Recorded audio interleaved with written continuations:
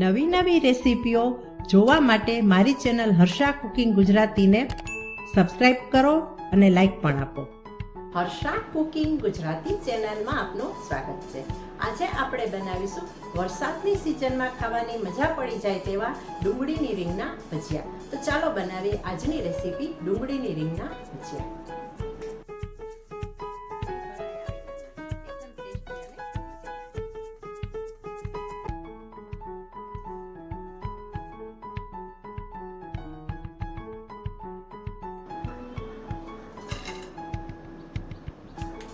ડુંગળીની રીંગના ભજીયા બનાવવા માટે અહીં મેં 2 મોટી ડુંગળી લીધી છે. રીંગ બનાવવા માટે મોટી ડુંગળી જોઈશે. આ રીતે 2 ડુંગળી લીધી છે. હવે આ ડુંગળીની છાલ કાઢી નાખીશું અને આગળ પાછળનો ભાગ કાઢી લઈશું આપણે.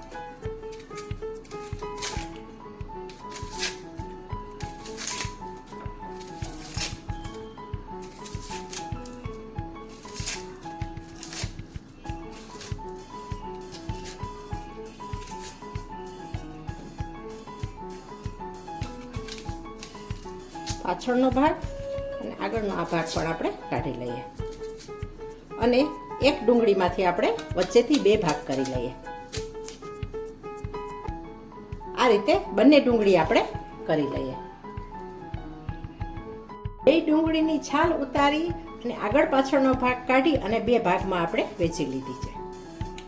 ડુંગળીની છાલ ઉતારી અને આગળ પાછળનો ભાગ કાઢી અને એક ડુંગળીને 2 ભાગમાં આપણે કાપી લીધી છે વચ્ચેથી. હવે એક ભાગ લઈ અને આ રીતે આપણે કાપીશું.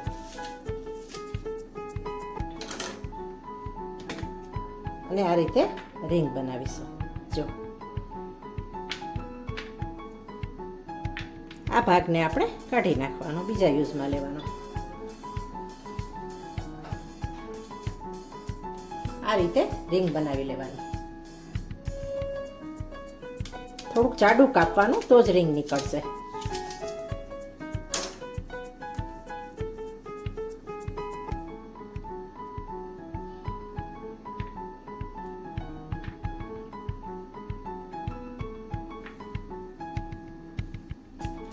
આ રીતે જેટલા ભજીયા કરવા હોય એટલી ડુંગળી લઈ અને આ રીતે રીંગો બનાવી લેવાની અને ત્યાર પછી આપણે આગળની પ્રોસેસ કરવાની. બંને ડુંગળીની આપણે રીંગ બનાવી લીધી છે. હવે આપણે આ રીંગને સાઈડ કરી દઈએ અને હવે આપણે લોટ લઈએ. 1 વાટકો ચણાનો લોટ. આ તૈયાર જે બેસન આવે છે તે લીધું છે. તેનાથી બહુ સરસ ભજીયા બને તૈયાર બેસનથી. હંમેશા ચણાનો લોટ કે બેસનને ચાળી લેવું, જેથી જો ભેજના ગાંઠા હોય ને તો નીકળી જાય અને જ્યારે આપણે મિક્સ કરીએ ને ત્યારે ગાંઠા આડા ના આવે અને સહેલું પડે આપણે બેટર બનાવવું અને થોડી એર પણ ભરાઈ જાય એટલે ભજીયા પણ સરસ બને.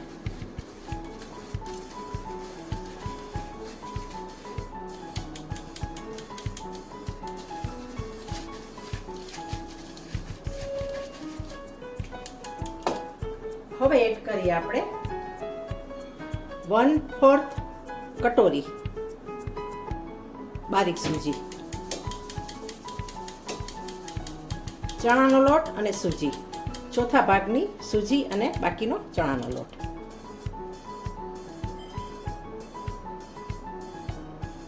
આ લોટને આપણે એક વાસણમાં બાઉલમાં ટ્રાન્સફર કરી લઈએ.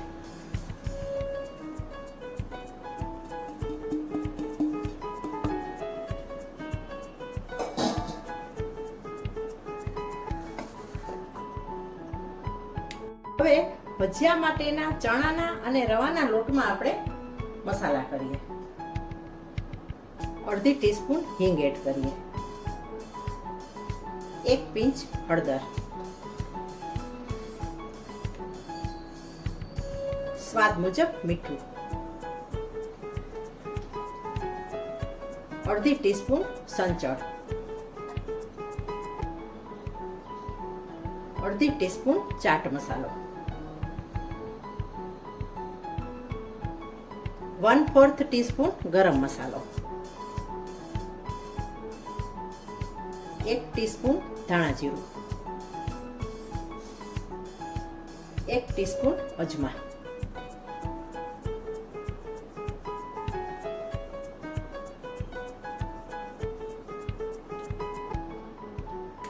તીખાશ જોઈતી હોય તો 1 ચમચી તીખી મરચાંની ભૂકી. ડુંગળીના ભજીયા છે એટલે જો તીખું ખાતા હો તો એડ કરી દેવાની, નહીં તો જરૂર નથી. હવે આપણે પાણી એડ કરી દઈએ અને બેટર તૈયાર કરીએ.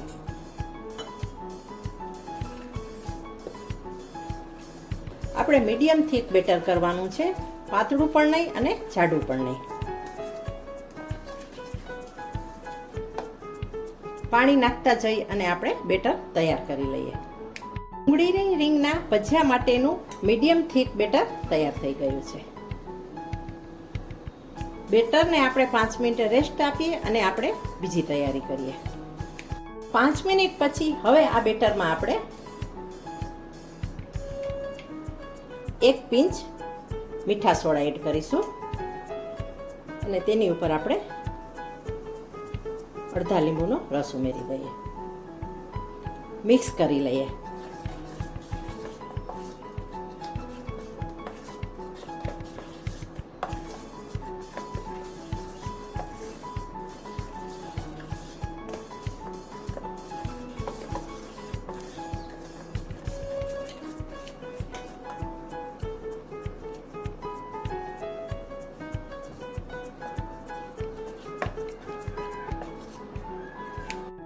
ડુંગળીની રીંગ તૈયાર છે અને ચણાના લોટનું અને રવાનું મિશ્રણ પણ તૈયાર છે અને અહીં કડાઈમાં તેલ ગરમ કરવા મૂક્યું છે.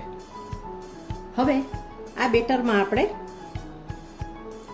રીંગને કોટ કરી દઈશું આ રીતે, અને વધારાનું જે હોય એ રીતે આપણે આમ કરીશું ઉપર, એટલે વધારાનો લોટો એ નીકળી જાય અને રીંગની ઉપર જ લોટ રહે.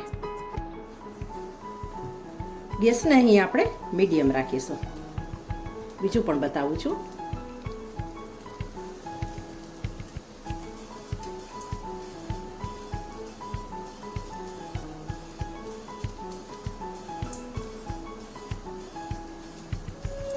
આ રીતે કરતા જવાનું છે અને મૂકતા જવાનું છે. તરત બની જાય છે. જો એકદમ સરસ ફૂલીને ઉપર આવી જાય છે અને ગોલ્ડન બ્રાઉન તરત થઈ જાય છે. આપણે ગોલ્ડન બ્રાઉન કરવાના છે.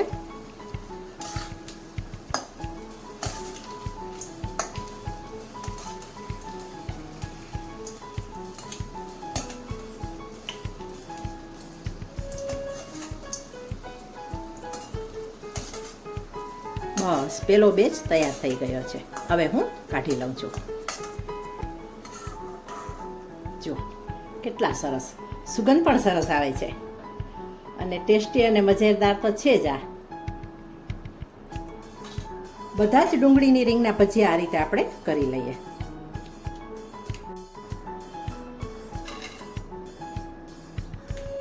ઉપરથી સ્પ્રિંકલ કરીશું ચાટ મસાલો. વરસાદની સિઝનમાં ગરમ ગરમ ખાવાની મજા પડી જાય તેવા ડુંગળીની રીંગના ક્રિસ્પી, ચટપટા અને મજેદાર ભજીયા બનીને તૈયાર થઈ ગયા છે. આ ભજીયાને તમે કોઈ પણ ચટણી કે ચા સાથે એન્જોય કરી શકો છો. હવે મળીશું નેક્સ્ટ વિડીયોમાં. Thanks for watching.